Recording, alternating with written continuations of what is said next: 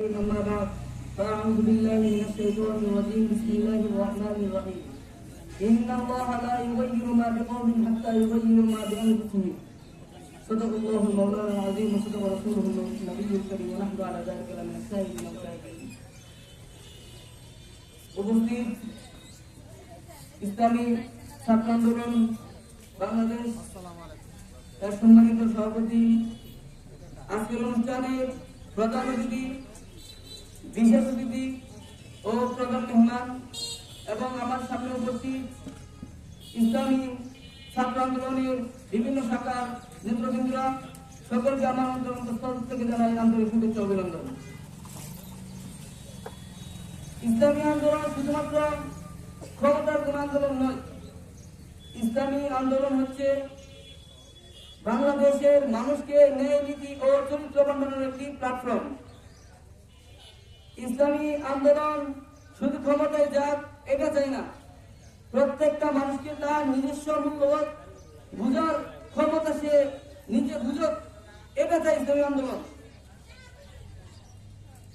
ইসলামী আন্দোলন বাংলাদেশ এমন একটা প্ল্যাটফর্ম, যখন বাংলাদেশের ছাত্র সমাজ বিভিন্ন অপকর্ম আর অপসংস্কৃতি এবং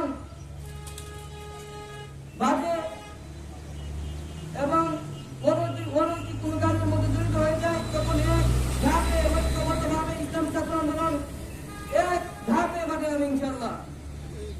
এবং ইসলামী আন্দোলন হচ্ছে এমন একটা আন্দোলন, মানুষকে নৈতিকতা এবং চরিত্রবান বানায়। আল্লাহ রাব্বুল আলামিন চরিত্র সম্পর্কে কোরআনের মধ্যে বলেন, ওয়া ইন্নাকা লাআলা খুলুকিন আযীম। নবী করিম সাল্লাল্লাহু আলাইহি ওয়াসাল্লামের চরিত্র ছিল উত্তম চরিত্র। সেই চরিত্রের অনুকরণ আমাদের করতে হবে। এটা ইসলামী ছাত্র আন্দোলন বাংলাদেশ মানুষকে শিখায়, এটা ছাত্রদেরকে শিখায়। আমরা এই কথা বিশ্বাস করি, সার্টিফিকেট আর ডিগ্রি অর্জন করা শুধুমাত্র শিক্ষা নয়, শিক্ষা হচ্ছে একটা মানুষের চরিত্র গঠন করা হচ্ছে মূল শিক্ষা।